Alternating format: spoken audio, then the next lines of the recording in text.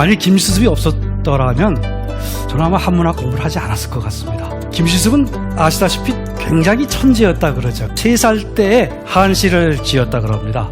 중요한 키워드가 수심숫자입니다. 수심숫자.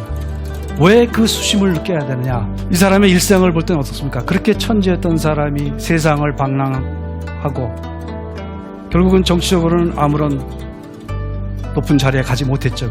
이 모든 세간의 욕망을 벗어던지고 방랑을 할 때인데도 아직까지 나는 세망을 완전히 벗어나지 못했다고 얘기하고 있습니다. 김시습의 매력은 여기에 있어요.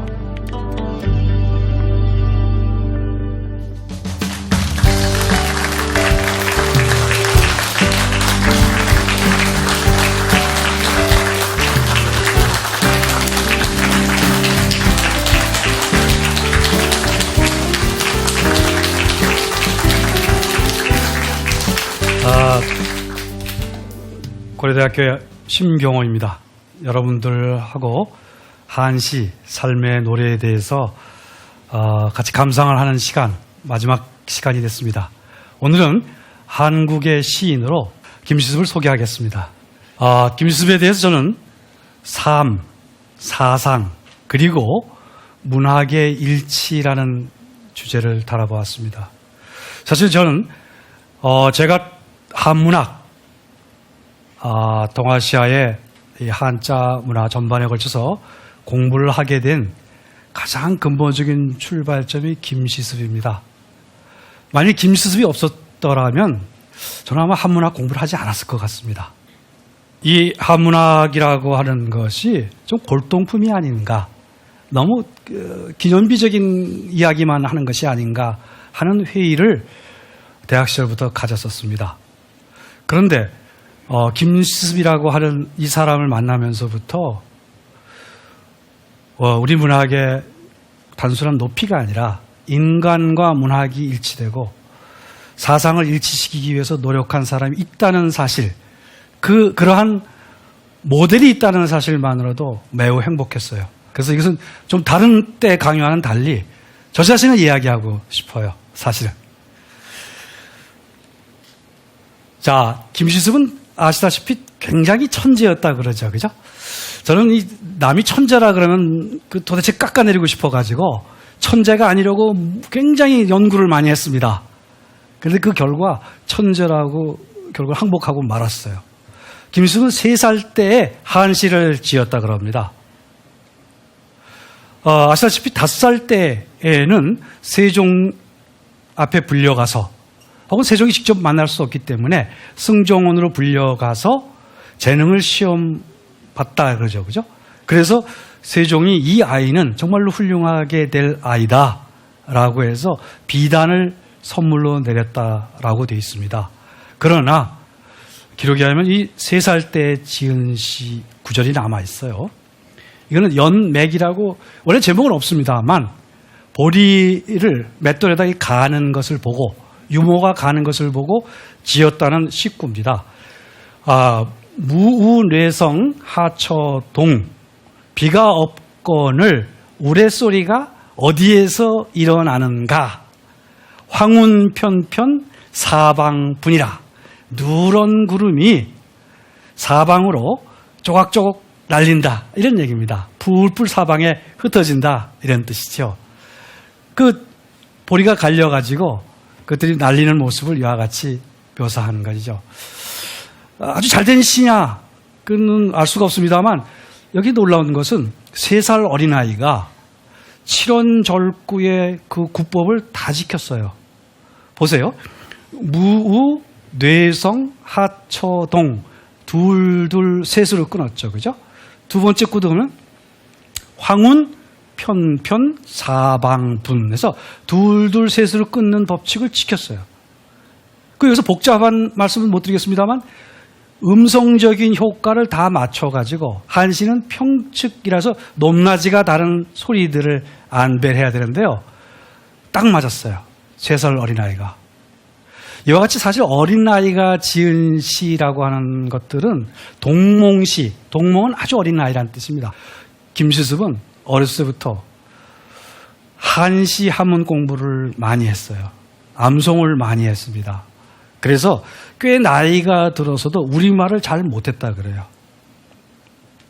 그런데 어렸을 때 정확하게 공부를 했기 때문에 방랑을 하면서도 자유롭게 시를 짓고 글을 지을 수가 있었어요. 특이한 경우입니다. 김수는 어떤 분이냐? 자는 열경. 시습이라고 하는 이름이 어디에서 나왔느냐? 논어에서 나왔죠. 그죠? 논어의 첫 구절. 학이 시습지면 부력 열호화가 논어의 가장 첫 번째 나오는 말이에요. 그죠? 때때로 익힌다라고 하는 말이 시습이에요. 그런데 거기에 자라고 하는 것은 이름하고 항상 상관관계에 있어요. 의미상. 거기에 부력 열호화의 기쁠 열자가 그 열입니다. 그러니까 이름에서부터 김수습은 유학을 공부해서 유학의 이념을 펴라라고 하는 어른들의 뜻이 그 이름에 담겨 있는 거죠. 그죠? 이것이 바로 이 삶의 모순하고 관련이 있습니다. 그리고 호는 매월당으로 너무 많이 알려져 있어요. 본인은 매월당이라고 잘 쓰지는 않았어요. 오히려 본인이 좋아한 호는 청한자, 막다 못해서 차갑다는 겁니다. 청한자. 그리고 스님으로서 살아갈 때에는 설잠이라고 했습니다. 문집은 매월당 집으로 국가의 조정에서 일한 사람이 아닌데, 그리고 문벌도 없는 사람인데, 이 사람을 위해서 선조 때 활자본으로 문집을 만들어줬어요. 거의 유례가 없는 그런 경우입니다. 여기에 시가 무려 한 2200여 수 정도 남아있어요.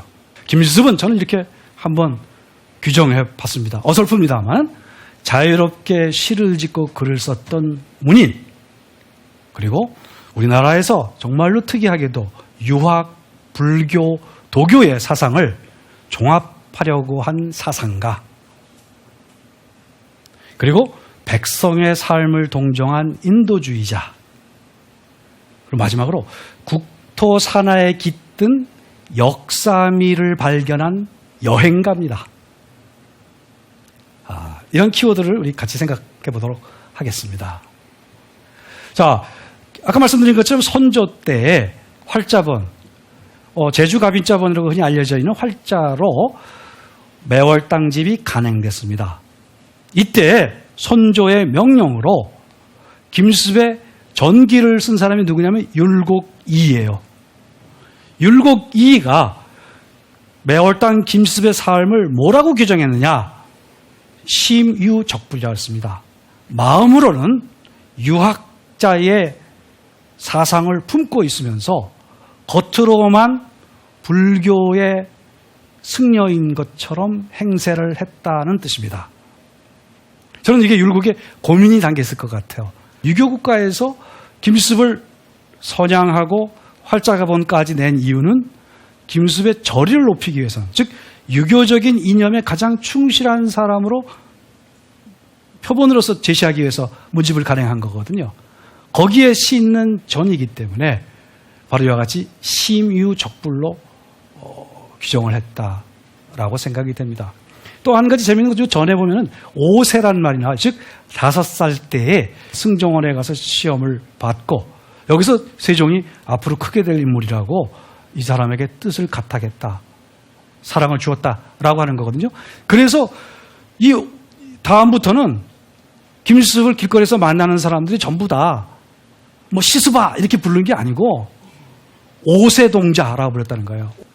그런데 이 사람의 일생을 볼 때는 어떻습니까? 그렇게 천재였던 사람이 세상을 방랑하고 이런 걸 보면서 김수습이 오만하게 살았다는 뜻으로 이 오자를, 요 5오자를 갖다 슬그머니 오만할 오자, 세상을 좀 내려깔면서, 그리고 세상 세자로 바꿔가지고 세상을 내려깔아본 사람으로 살았다, 이렇게 얘기하는 겁니다. 심지어 이 국가에서 편찬한 여기에 보면 딴 사람이 쓴 글에 보면 김수습을 평해가지고 되게 못생긴 주제에 잘난 차렸다 이렇게 썼어요. 옛날 사람 가운데 못생겼다라고 문자에서 분명하게 나온 사람은 김수습밖에 없는 것 같습니다. 자, 김수습은 정말 어렸을 때부터 한시를 자유자재로 썼기 때문에 여러 가지 훌륭한 시를 많이 남겼는데요. 그 가운데에서도 후대인들이 아주 명시로 꼽는 것이 춘천에 있는 소양정 아시죠? 그 소양정에 올라서 지은 세수 가운데 첫 번째 시, 이것이 아주 유명합니다. 아마 50세 정도에 지었으리라고 생각이 되는데요. 이것은 세외지심, 세상 밖에 논이려는 마음, 말하자면 욕망이 들끓는 세계, 그걸 아주 뜨거운 세계라 그러거든요. 열세계, 옛날 사람들은. 이 뜨거운 세계 바깥에 청정한 세계를 그리워하는 마음을 담은 시로서 아주 압권, 뛰어난 시다라는 얘기입니다. 이 낭송을 한번 들어보시겠습니다. 등소양정 새 날아가는 바깥에 하늘은 다하건만 수심에 찬 나의 한은 하염없구나. 산은 북쪽에서 굽어나오고 강은 서쪽을 향하여 흐른다. 기러기 내려앉는 모래벌은 멀고 배 돌아오는 옛 깃을 그윽하여라. 언제 다시 세상 그물을 벗어나 흥에 겨워 다시 놀아볼 거나. 이 시를 보시면요, 참으로 멋진 시인데요. 허균도 이 시를 좋아해서 시집에다 특별히 뽑았어요, 이거를. 그래서 등자는 빼고 소양정이라고 했습니다. 조외 천장진 둘셋으로 끊어보시면 돼요. 새가 나는 저 바깥으로 하늘은 다하고, 역설입니다, 사실은. 저 하늘 끝으로 지금 새는 날아가고 말이죠. 거기에 그래도 하늘이 닿을 그런 구획이 있을지 몰라. 그러나 수변 한부류라, 이 수심에 찬 나는 한이 그치지 않는다. 휴자는 쉬류자, 그치지 않는다는 겁니다. 이 김수습의 시에서 중요한 키워드가 수심 숫자입니다. 수심 숫자. 왜 그 수심을 느껴야 되느냐? 우리는 그것을 생각을 해야 돼요. 산다, 종북전하고, 종자는 어디로부터 라는 뜻입니다. 그래서 산은 대부분 북쪽에서부터 굽어 나오고, 강은 저절로 향서류, 서쪽을 향해서 흘러간다. 소양강을 가면 딱 그렇게 돼 있어요. 봉우산 뒤쪽에 소양정이 있습니다. 거기 가보시면은, 서쪽을 향해서 이 강이 흘러가는 모습이 보입니다. 그리고 저는 이 산다 종북저지라는 게 너무 참 잘 되는 식구 같아요. 이 시에 이 앞부분입니다 보면 여기에 고유명사가 없어요. 그러나 이 풍광은 소양정에 가본 사람이 아니고는 도저히 쓸 수 없는 묘사입니다. 그런데 그 다음에 보면 아나사정원하고 기러기 내려앉는 모래벌은 아득하고 주회 고안유라, 배 돌아오는 옛 기슭은 크하다. 이 고자가 또 아주 절묘합니다. 이 고자 속에는 여기 춘천이 뭐 옛날에 맥당이니 무슨 저 역사가 백제하고의 역사가 어떠니 이런 얘기를 하지 않더라도 이것이 오랜 역사를 가진 곳이라고 하는 것, 그 의미를 여기다가 담고 있는 겁니다.